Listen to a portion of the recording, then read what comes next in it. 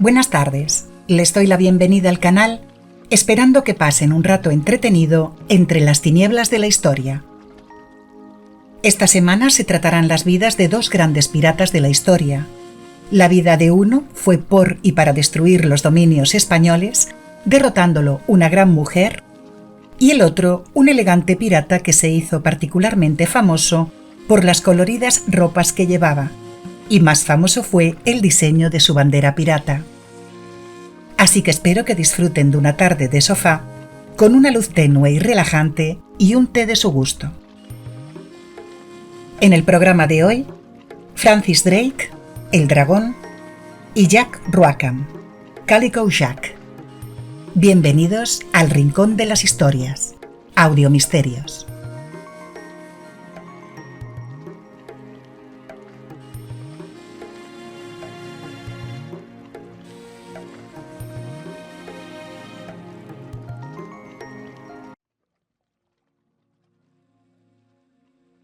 Francis Drake nació en el año 1540, en la ciudad de Tavistock, en el condado de Devon, Inglaterra.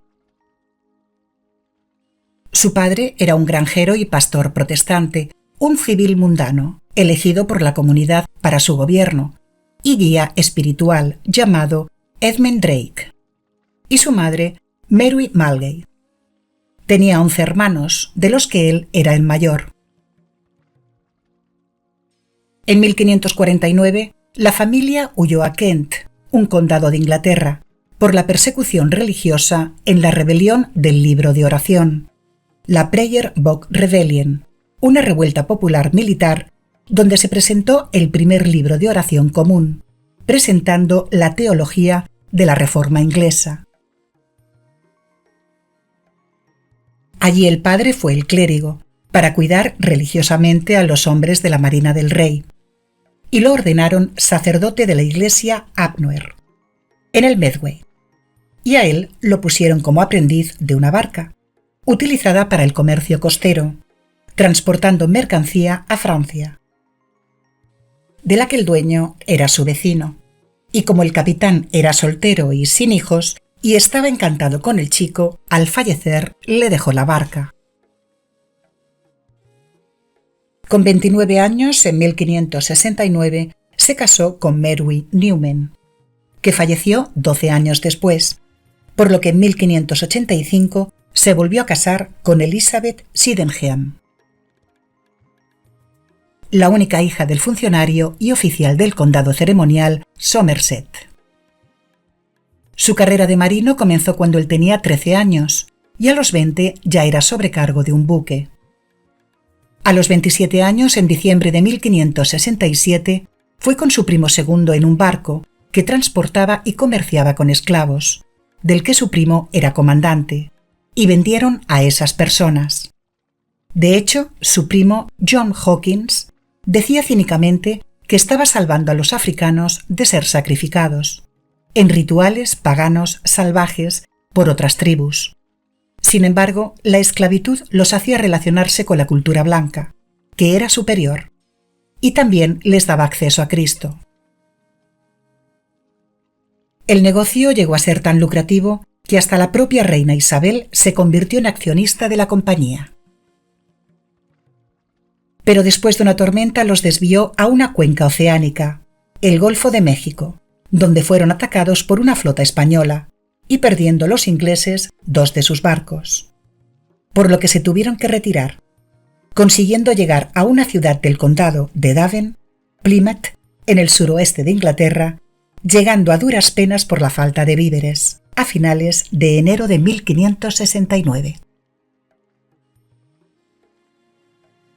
Entre las coronas de España e Inglaterra había una tregua formal, pero aún así los sucesos y episodios armados se hicieron muy frecuentes. En el siglo XVI, la monarquía española contemplaba a cualquier navegante que entrara en el Pacífico como un pirata, por lo que los trataban como tales. Realizó 2 pequeños viajes a las Indias y en mayo de 1572, con 32 años, quiso atacar un municipio llamado Nombre de Dios, en el Istmo de Panamá, un accidente geográfico en América, donde estaba la flota de Indias, también llamada Flota del Tesoro, que era la escuadra española. Pero fracasó en su intento de apoderarse de ella, y lo hirieron. Por lo que allí se quedó todo lo que quedaba del año, hasta que en 1573 se alió con un corsario francés, capturando una expedición española que llevaba oro y plata.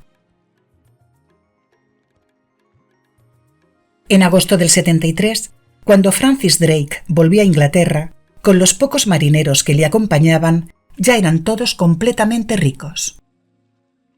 Sus expediciones las patrocinaba la reina Isabel I de Inglaterra, igual que lo hacía con otros piratas y aventureros, y aunque había firmado una tregua temporal con España y no reconocía los actos de Francis Drake, sí que se beneficiaba de ellos.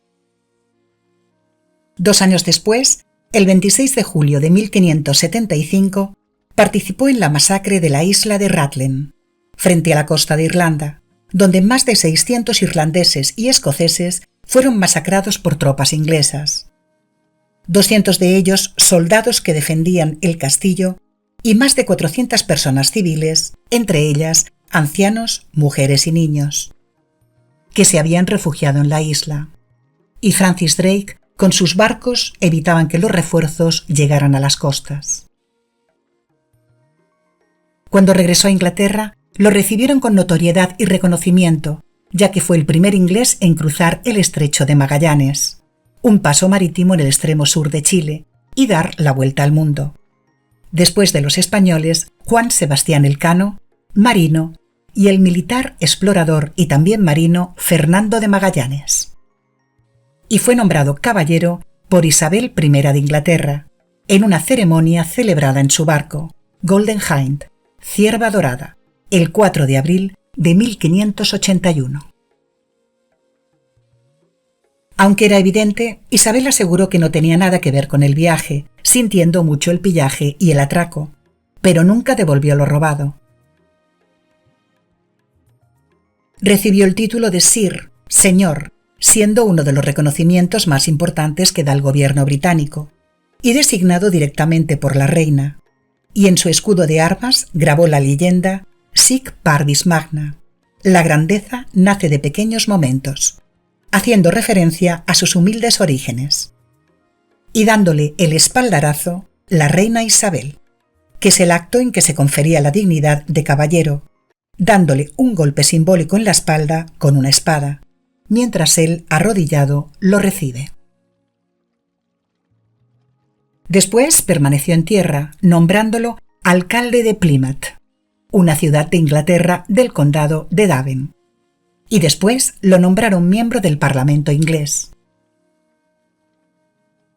Con 45 años, en 1585, la reina le encargó a Francis Drake el mando de un batallón para atacar territorios españoles en las Indias, lo que originó un conflicto bélico entre los reinos de Inglaterra, gobernados por Isabel I, y España, donde reinaba Felipe II. Y Drake salió con 2000 hombres y 21 naves, amenazando las costas de España, cayendo sobre Lisboa, la capital y mayor ciudad de Portugal. Llegó a la costa oeste de Galicia, saqueando una isla y bloqueando una villa, y además robando todo el ganado vacuno que se fue encontrando y disparando cañonazos a la ciudad. Pero los vigueses, mujeres, hombres, jóvenes y mayores, defendieron su pueblo con fiereza, valor y osadía, por lo que hicieron que los ingleses volvieran a subir al barco las lanchas que ya habían echado al mar y se fueron a las Islas Canarias, abandonando el botín. De camino saqueó varias embarcaciones de velas ligeras, incendió un municipio en la isla de Santiago, cruzó el Atlántico llegando a Dominica, un país en una isla montañosa del Caribe, y luego a la isla de San Cristóbal, en el archipiélago de las Antillas Menores, donde no había ningún habitante. Con 46 años, el 1 de enero de 1586, llegó a la isla de Santo Domingo, una isla de América en el Mar Caribe, donde desembarcaron 1.200 de sus hombres, tomando la ciudad, también llamada La Española. Pidiendo un rescate para su devolución a las autoridades españolas. Un mes más tarde, y habiendo incendiado una buena parte de la ciudad, les pagaron 25.000 ducados, monedas de oro antiguas, y se fueron de nuevo al mar. Lo mismo hicieron en Cartagena de Indias, una ciudad en Colombia, donde pasaron mes y medio, y la devolvieron por 107.000 ducados. Teniendo pocas bajas, pero afectados por la fiebre amarilla, causada por un virus transmitido por un mosquito, y también llamada vómito negro, volvieron a Inglaterra llegando a Portsmouth el 28 de julio de 1586. Durante el conflicto de la guerra anglo-española, el rey Felipe II mandó una real cédula, un documento eminente dictado por el rey con intervención de su consejo, con el que se dirigía a los órganos colegiados y por la que se resolvían los despachos de la Cámara, ruegos o creencias. Dirigida al marqués de Santa Cruz, Álvaro de Bazán, donde el rey Felipe le dio la orden de seguir a Francis Drake y buscar la forma de castigar a los ingleses, dándole autoridad y poder para tomar las fuerzas necesarias y hacer la guerra a los ingleses, donde fuera que los encontrara, y de la mejor manera que le pareciera, confiándole la responsabilidad de proteger el imperio de las amenazas navales inglesas. En 1587, Drake atacó Cádiz, una ciudad de la Comunidad de Andalucía, y destruyó más de 30 barcos. Volvió hacia Lisboa, amenazando la escuadra de Álvaro de Bazán, aunque no la llegó a atacar, retirándose inesperadamente hacia las Islas Azores, un archipiélago de 9 islas, al oeste de Lisboa, para capturar después un navío de vela redonda que venía de las Indias cargado de riquezas. El monarca le envió un mensaje al duque de Medina Sidonia, que más tarde se convirtió en comandante de la Armada Española, en el que le insistió movilizar técnicas, pidiendo apoyo de nobles y pueblos de Andalucía para la obtención de armas.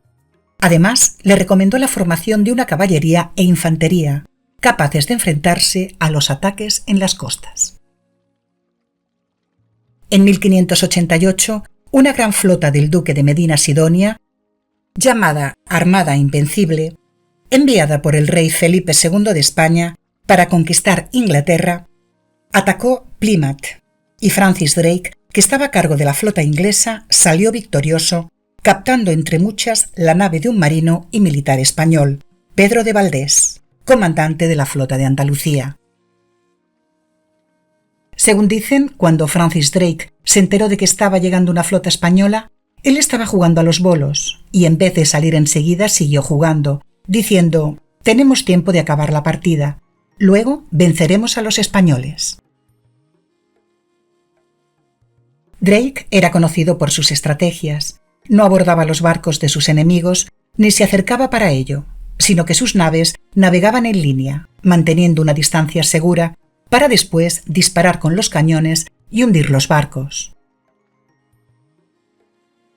En la batalla contra la Armada Invencible, envió a los barcos españoles anclados 8 barcos pequeños con materiales inflamables, de modo que los barcos se incendiaron, obligando a los otros barcos a cortar sus anclas para no acabar incendiados también. Al año siguiente, Inglaterra organizó la contraarmada, siendo su objetivo atacar y desvalijar las costas españolas y provocar en Portugal una sublevación contra su rey, Felipe II. Después se harían con alguna de las Islas Azores para tener una base en el Atlántico y poder abordar las flotas españolas. Francis Drake atacó La Coruña, saqueando parte de la ciudad, pero fue rechazado por una memorable defensa de María Pita, llamada María Mayor Fernández de Cámara y Pita. Los ingleses cercaron la ciudad, abriendo una brecha en la muralla y asaltando la ciudad vieja, quitándole la vida a Gregorio de Rocamunde, el esposo de María Pita, por lo que ella, llena de dolor y rabia, quitó la bandera inglesa y con la misma lanza le quitó la vida al alférez que dirigía el asalto, el hermano de Francis Drake, desmoralizando a toda la tropa de 12.000 soldados y provocando su retirada. La tradición dice que esto ocurrió gritando ella en gallego: quien tenga honra, que me siga. Quien tenga honor, que me siga. Una vez se acabó la batalla, María Pita ayudó a cuidar a los heridos y a recoger a los fallecidos. Y junto a María, otras mujeres ayudaron también a defender la ciudad. Los ingleses perdieron 4 naves y tuvieron 1.300 bajas. También fracasó su revuelta de los portugueses contra su rey y ocupar una isla de las Azores, retirándose finalmente con una pérdida de 12.000 hombres y 20 barcos. Y para no irse con las manos vacías y la moral y la de sus hombres por los suelos, hizo una parada en las Rías Bajas gallegas, destruyendo durante 4 días la villa de Vigo. Ni en esta abusiva de poder salió bien parado el corsario, ya que tuvo muchos heridos en su tropa y perdió más de 500 hombres. En Inglaterra se abrió una investigación para clarificar las razones del desastre, y su forma de actuar fue muy criticada, por lo que se le negó durante 6 años el mando de cualquier expedición naval, marginándolo a un puesto de comandante de las defensas costeras. Con 55 años, en el 1595, Francis Drake le propuso a la reina una intrépida y ambiciosa intervención contra la América española, ya que la guerra tenía mala pinta para los ingleses, y era instaurar una base inglesa en Panamá, un país de Centroamérica que une Sudamérica, para poder amenazar o impedir realizar acciones a los dominios españoles en el Caribe. Y sufrió varios fracasos seguidos frente a los españoles, a pesar de ser muy inferiores. Intentó capturar una nave en San Juan, la capital de Puerto Rico, pero los especialistas en artillería alcanzaron el puente de su barco, quitándoles la vida a 2 soldados ingleses. Después lo volvió a atacar, volviendo a ser vencido por 5 buques de guerra españoles. A mediados de enero de 1596, después de sufrir una derrota en Panamá, cayó enfermo de disentería, un trastorno inflamatorio del intestino, concretamente del colon, que produce gastroenteritis por una infección bacteriana. Y el día 28 de ese mes falleció en Panamá, frente a las costas de Portobelo. Fue sepultado en el mar, dentro de un tonel de plomo. No tuvo hijos, por lo que sus títulos se los legó a su sobrino Francis, llamado como él. Irónicamente, los descendientes del corsario inglés Francis Drake viven en España, siendo miembros de la nobleza.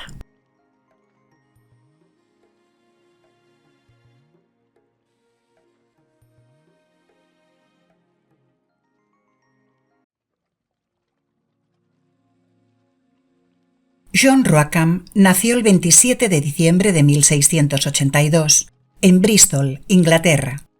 Fue capataz de un pirata inglés llamado Charles Vane.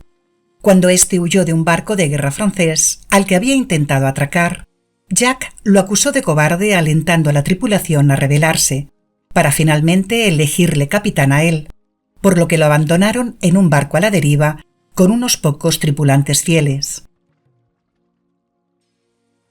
Era lógico que tarde o temprano el capitán Charles Vane cayera, pues era un pésimo comandante. Lo peor era no repartir el botín de sus saqueos justamente, además de ser muy cruel, y aunque los tripulantes de los barcos capturados se rindieran, él los colgaba de manos y pies en un poste, y obligaba a sus hombres a probar puntería con ellos.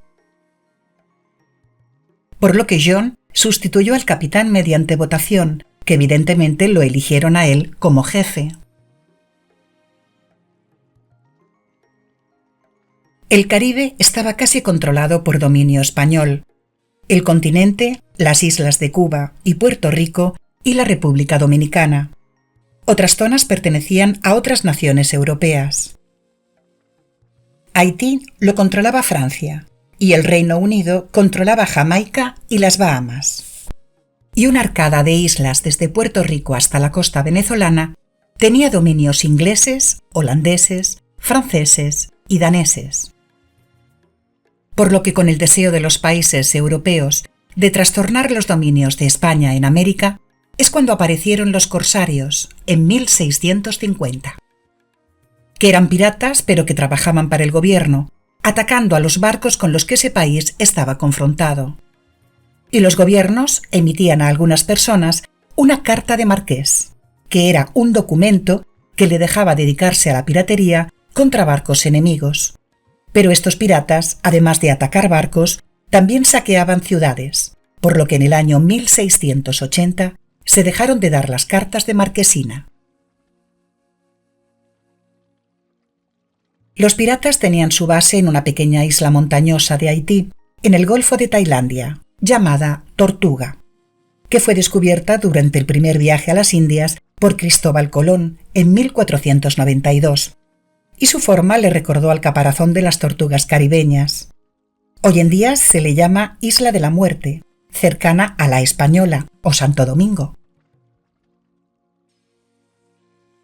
Allí se empezaron a establecer y construir fortificaciones para protegerse de los ataques españoles, convirtiéndose en el lugar donde los piratas hacían negocios y vendían sus botines. Después empezó a abordar pequeños barcos de pesca, sabiendo que era buscado por la ley. En Jamaica capturó un velero lleno de dinero y riquezas, llamado Kingston. Los negociantes del gobierno británico de Jamaica se enteraron de la toma, por lo que mandaron a cazarrecompensas para recuperarlo, rodeándolo a él y a su tripulación en una isla caribeña llamada Isla de la Juventud, por lo que lo perdieron todo, el tesoro y el Kingston, ya que estaban anclados y se fueron a esconder a la selva. Más tarde, robaron una lancha inglesa en un pueblo de Cuba. Jack Rougham regresó a la isla de las Bahamas, Nueva Providencia, para suplicar el perdón del gobernador, un corsario inglés que se convirtió en el primer gobernador real de las Bahamas, Wes Rogers, diciéndole que quien los había forzado a la piratería era su antiguo capitán Charles Vane, y como el gobernador le tenía tanta aversión a Charles, sin mucha réplica fueron perdonados. Allí conoció a una chica casada llamada Anne Bonny, de la que se enamoró. Era famosa por su belleza y por su carácter intenso y agresivo. La conoció una noche en una cantina del puerto y él le regaló tesoros y bienes de sus atracos. Cuando se descubrió su relación, el gobernador los amenazó con fustigar a Anne por adulterio. Así que la pareja consiguió una tripulación, le robaron el barco a John Heam, un marinero, y como muchos de los hombres se negaron a navegar con una mujer, ella se empezó a vestir como hombre, haciéndose llamar Adam Bonny. En sus fechorías llegaron a secuestrar 3 naves españolas, en Cayo Esquivel, en el Mar Caribe, una isla pequeña y paradisiaca en la costa norte de Cuba, por lo que consiguieron un gran botín de joyas y oro. Durante 2 meses navegaron por el Caribe, hasta que se unió a ellos un marinero llamado Mark Reed, que viajaba en uno de los barcos que capturaron, resultando ser otra mujer disfrazada, llamada Mary Reed. Las 2 mujeres se hicieron amigas, tratando de mantener el secreto, pero Jack sospechó enseguida de la relación de Anne con el marinero nuevo, sintiéndose muy celoso. Por lo que acabó descubriéndolas, y al final la dejó quedarse para ser parte de su tripulación. Mary demostró una valentía a veces superior a la de sus compañeros, y acabó enamorándose de uno de los tripulantes, por lo que se casaron por los ritos de la piratería. Más tarde hicieron una parada en Cuba para dejar en tierra al hijo que tuvieron Anne y Jack, marchándose después hacia Jamaica. La Jolly Roger, bandera pirata de los corsarios, era roja por orden de los órganos superiores de la Armada Británica, que significaba derramamiento de sangre si el barco atascado no se rendía sin luchar, y así quedaban claras las intenciones de los corsarios. Todos los piratas tenían su Jolly Roger, su propia bandera. La de Samuel Bellamy, un pirata británico conocido por Black Sam Negro, era la más conocida, pues era una bandera negra con una calavera y 2 tibias cruzadas debajo. y la de Jacques Ruacam sustituyó las tibias por 2 espadas cruzadas, siendo una bandera negra también.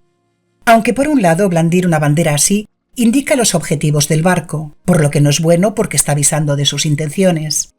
Pero también la visión en la lejanía de una bandera así puede aterrorizar tanto a sus tripulantes que lo más probable es que se rindan sin luchar siquiera.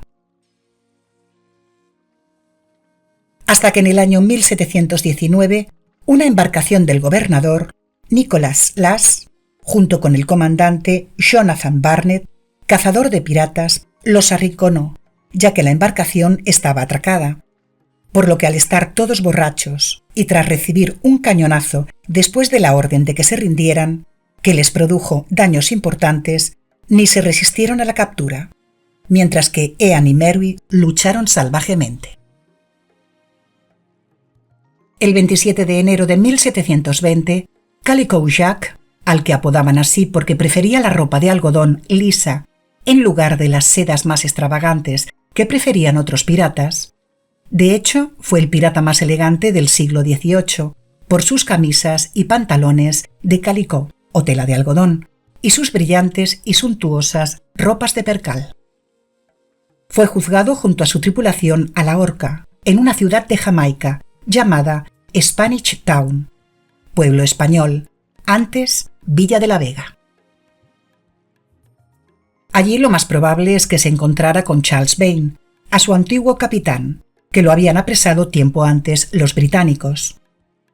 Ean Bonny lo visitó en su celda antes de ser ejecutado, y sus últimas palabras para él fueron: «Me da pena verte así, Jack, pero hoy no estarías colgado como un perro si hubieras luchado como un hombre». A ella le suspendieron su sentencia a la horca, al igual que a Mary, por estar embarazadas.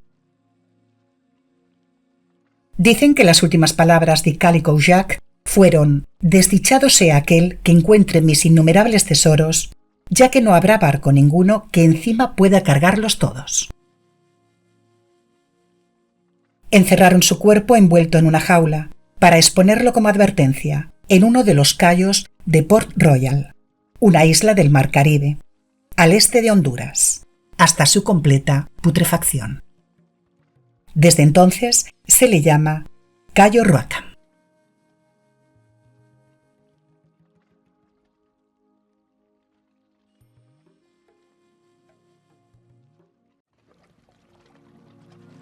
Si les ha gustado, por favor accionen la campanita de notificaciones para saber que ha sido de su agrado y poder seguir ofreciéndoles contenido.